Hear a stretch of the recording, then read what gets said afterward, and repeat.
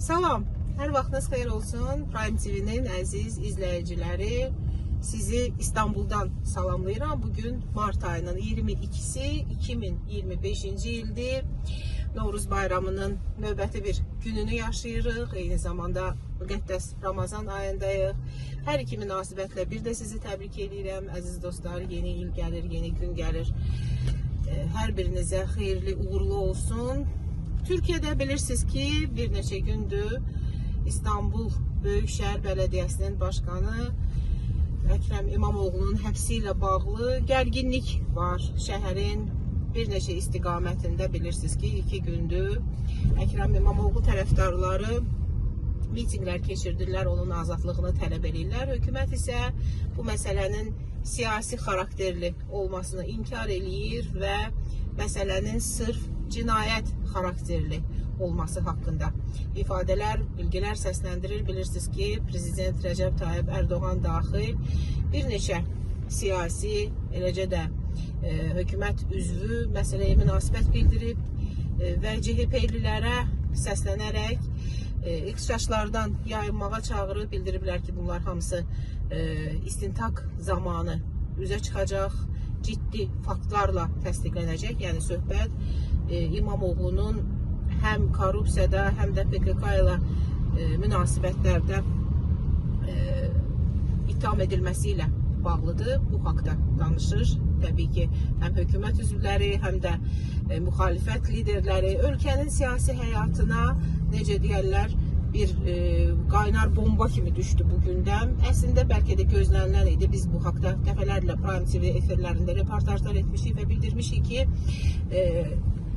Türkiye'nin indiki güclənən bir zamanında, Orta Doğudaki proseslərdə söz sahibi olduğu, dünyada gedən qlobal proseslərdə ciddi bir mövqe qazandığı dönemdə təbii ki, kənar güclər Türkiyəni zəiflətmək istəyəcəklər. Bax, indi də bəzən əziz seyircilərimiz, hətta Azərbaycandan bir sıra özünü politolog kimi cəmiyyətə təqdim edən şəxslər bildirirlər ki, zamanında Erdoğan da Büyükşehir Belediye Başkanlığından ölkə rəhbərliyinə gəlib, amma unudurlar ki, o zaman Türkiye'nin idarə etməsi fərqliydi. O zaman prezident yox, parlamentli üsul idarə edir və Erdoğan İstanbul kimi böyük bir şəhəri, megapolisi çox uğurla idarə edəndən sonra ölkə genəlini, yəni baş nazir olaraq icra strukturunun rəhbərliyinə keçmək iddiasını ortaya qoymuşdu. Amma bugünkü prezident vəzifəsi konkret olaraq siyasi bir vəzifədir.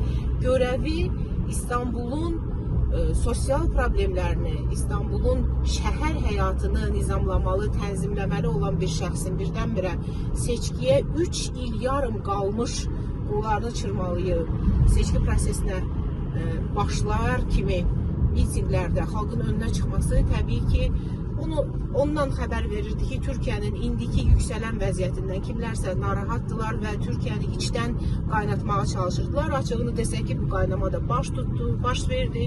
İndi münasibətlər kifayət qədər gərilib. Amma mən istəyirəm ki, bizim operatorumuz sizə şəhəri də göstərsin. Şəhərdə əziz seyircilər, günün birinci saatlarında təbii ki, sakitlik hökm sürür. Şəhər öz həyatıyla yaşayır. İstanbul dünyanın ən dev şəhərlərindən biri olaraq öz qaynar həyatını şənbə bazar günləri də qoruyur, bilirsiniz. Və axşam saatlarında bilirsiniz ki, Ekrem İmamoğlu ilə bağlı məhkəmə qərarının olacağı gözlənilir. 30 prokuror məsələ ilə bağlı işləyir və akşam saatlarında CHP lideri Özgür Özel yenidən xalqı meydanlara çağırıb. Ama Erdoğan, Prezident Erdoğan dünən çox sərt şəkildə ifadə etdi. Xalqa çağırış etdi ki, Özgür Özel'in sizi çağırdığı küçələr əslində küçə deyil, dalandır, çıxmaz sokak dedi. Yəni çıxışı olmayan, dalan olan bir küçədir. Və mən inanıram ki, öz adıma, yəni Türkiyəni tanıdığım qədər onu bildirmək istəyirəm ki, inanıram ki, prokurorluq ciddi faktlar ortaya qoyduqdan sonra təbii ki, CHP kəsimi və bu ixtişaşlarda iştirak edən şəxslər, təbii ki, bunların içərisində tələbələr var, təbii ki, bunların içərisində ən müxtəlif sosial təbəqələrdən insanlar var. onların hakimiyyətə qarşı iddiaları kifayət qədər azalacaq.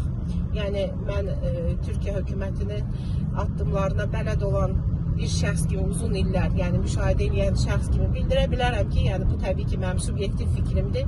Əgər ciddi bir fakt olmasaydı, əgər həqiqətən Əkrəm İmamoğlu'nun fəaliyyətində qanunsuz məqamlar olmasaydı, ölkənin indiki vəziyyətində heç bir halda bu qərar verilməzdi. Yəni onun həbsinə qərar verilməzdi. Görünür ki, Türkiyədə Prezident Erdoğan'ın, Cumhur İttifaqının birlikdə PKK'nın köklərini qazımaq təşəbbüsləri kifayət qədər kənardan qıcıqla qarşılanır. PKK'nın kökünü qazıyan iktidarın ayağının altını qazımaq təşəbbüsləri ortaya çıxır. Bax, mənə elə gəlir ki, qısa özətləsək, Türkiyədəki vəziyyəti bu cür izah eləmək olar.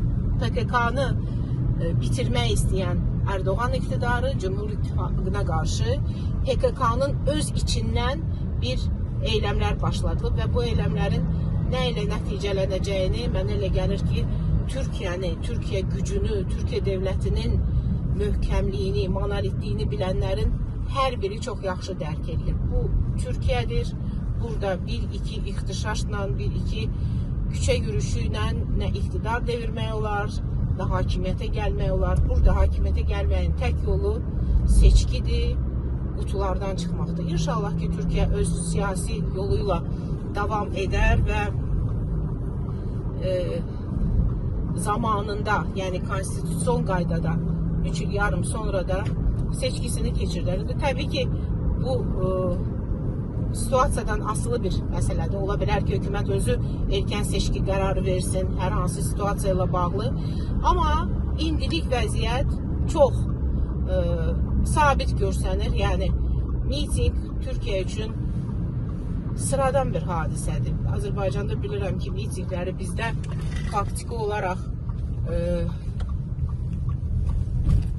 necə deyim, hakimiyyətin dayaqlarını sarsıda biləcək bir aksiya kimi qəbul edirlər, amma Türkiyə kimi demokratik cəmiyyəti olan bir ölkədə miting, eyləm, küçə etirazı, yürüyüş, piket sıradan həyat hadisəsidir. Və inşallah ki, insanlar etirazlarını bildirəcəklər, amma hökumət də ortaya ciddi faktlar qoyduqdan sonra bu məsələlər də Türkiyənin başından yavaş-yavaş açılacaq. Türkiyə PKK ilə, regional terrorla mücadelədədir.